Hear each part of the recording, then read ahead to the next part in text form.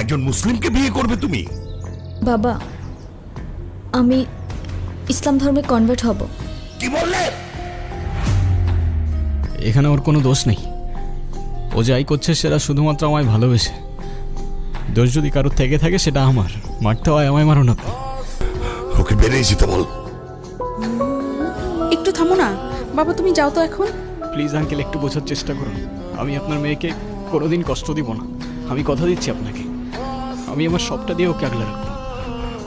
Out. I say get out, out. বাবা, 4টা বছর পরে সে এখন তুই মাপ চাচ্ছ, হাল ছেড়ে দিচ্ছ? তো আমি আর কি করবো, আমাকে একটু বলবা?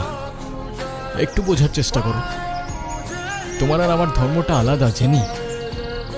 তোমার ফ্যামিলি কখনোই আমাদের সম্পর্কটা মেনে নেবে না। তুমি কি আমাকে ভালোবাসো না? আরে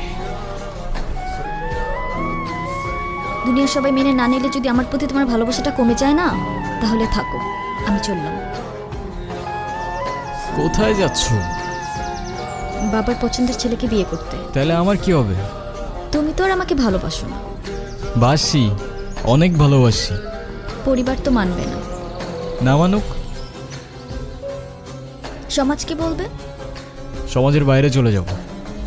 কত দূর? যতদূর গেলে তোমার আর আমার ছোট্ট একটা সংসার হবে। আগলে রাখতে পারবে? সারা জীবন।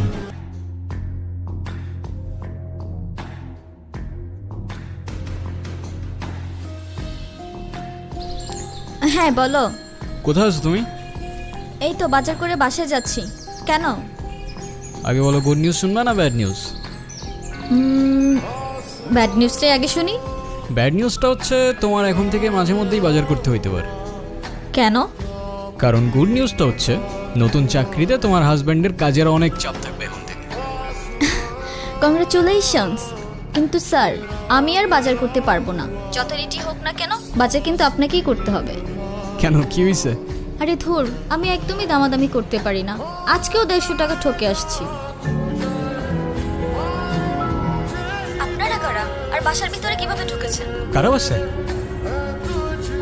হ্যালো,